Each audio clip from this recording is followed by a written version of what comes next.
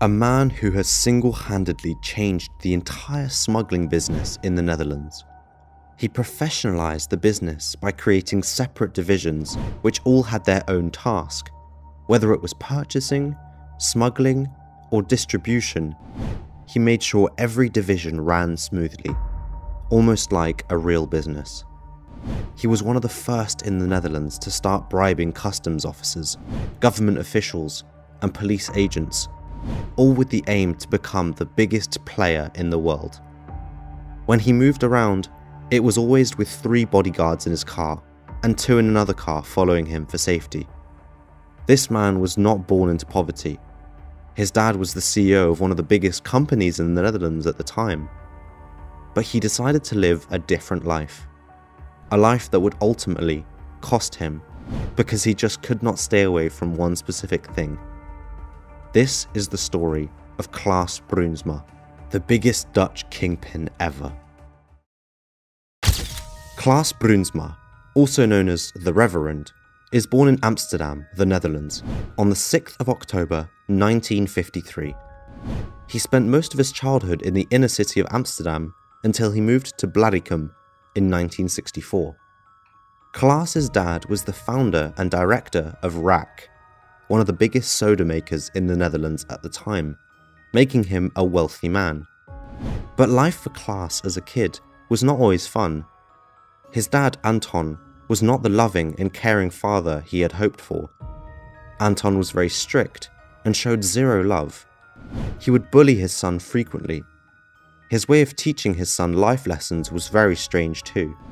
Anton would have Klaas jump off of a cabinet, pretending to make sure Klaas would fall in his arms, but instead of actually catching him, he would watch Klaas fall to the ground and tell him, "See, you can't trust anyone in this life.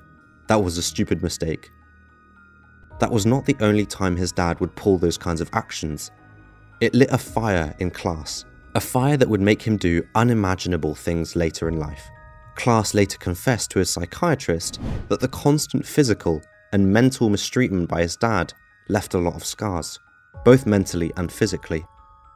He swore to himself and everyone else that at all costs he would become richer, more powerful, and more feared than his father was. And so he did. During his high school years, Klaas started using hash himself and quickly noticed that he could also sell it on the side to his friends and people on his school. In 1970, he was just 16, and he had his first encounter with the police as he was caught selling. He got let off with just a warning. Sometime later, he was caught selling on school premises.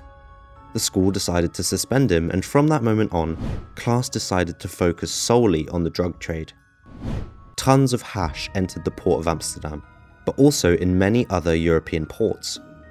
By 1978, Klaas had built an enormous international network.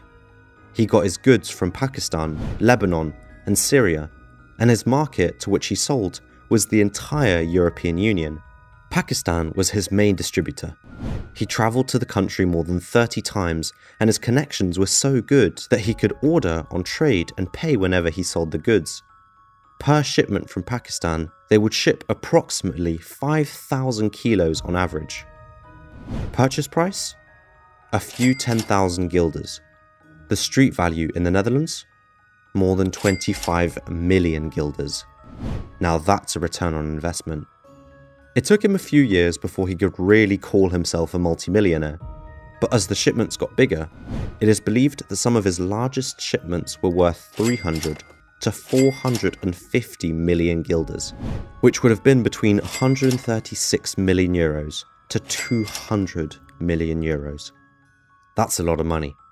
Especially at the time in the 1980s, there was no one else doing it like him. He professionalized the game and treated it as a business and made business decisions without taking any feelings in consideration. What helped him was that at the time, the Dutch police had no connections to any of the countries he was smuggling from, so they could not cooperate together. Furthermore, the various Dutch police departments did not really work together either, making it difficult to go after big criminals such as Klaas. They had absolutely no clue how to fight organised criminality. This allowed Klaas to conduct his business and become the biggest in his field of work, making him millions. Klaas never splurged those millions on big houses to live in. He only felt safe in hotels. He spent most of his time in luxury hotels such as the Amstel Hotel, where he could always book Suite 116 and have one of his boats docked in front of the hotel. The safety he felt came at a price. It costed him approximately 1 million guilders, approximately 500,000 euros a year, to stay in all these fancy hotels, excluding what he spent there. In the 1980s, this was a very significant amount. Part of why he liked living in hotels was that he could be the man and show off his wealth to other wealthy people. He would splurge large amounts of money on hotel services and drinks at the bar, and walk around with his armed bodyguards as if he owned the place. But the Amstel Hotel was also often visited by officials from governments abroad and other important people. The managers of the hotel would kindly request Klaas to stay elsewhere for a few days or weeks, which he then respectfully did because he understood why. The managers of the hotel did not want Klaas and his bodyguards to ruin their prestigious image. Until 1988, Klaas Bruinsma operated in total anonymity. No one outside the underworld knew what he did or how he made his money. But on one day, it all changed. Het Parool, a Dutch newspaper, made him front-page news. The title read, "Son of top entrepreneur leads Dutch mafia empire." The paper went on to state how he made his money selling narcotics, what he had done to his enemies, and much more incriminating evidence. The article was written by Bart Middelburg, who had just totally exposed Klaas Bruinsma in one article. Klaas was absolutely furious, and immediately wanted to strike back. Author Bart Middelburg heard about that, and went into hiding for a week. But Klaas was far from finished. He started a counter-offensive, with the intention to show people he was not the same man as portrayed in the article. He created a plan, but that plan backfired heavily.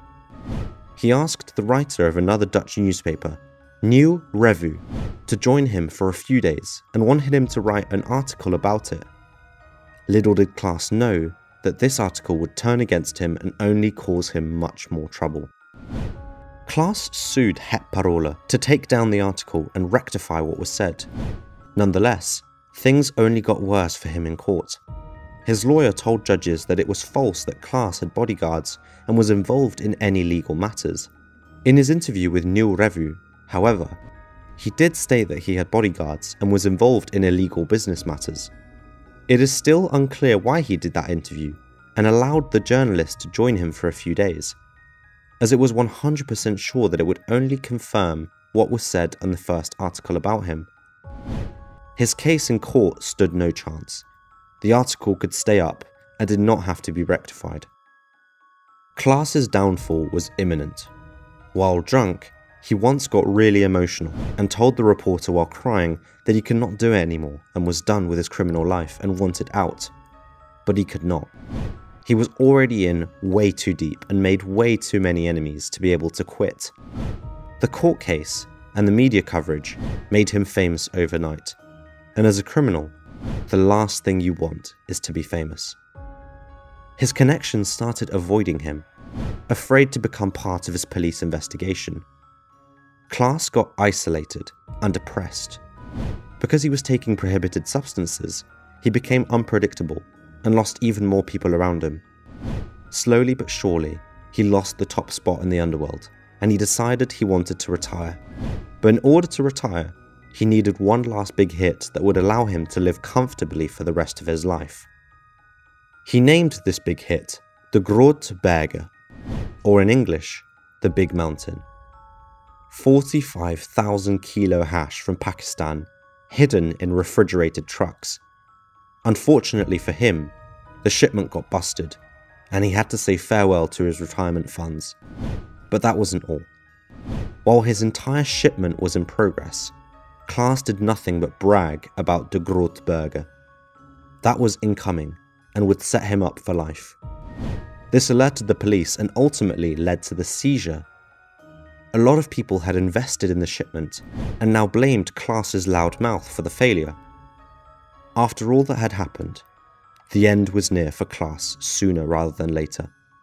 His paranoia, misuse of substances, the failed shipment, the violence, and all the enemies he had made along the way finally caught up with him on the morning of the 26th to the 27th of June, 1991.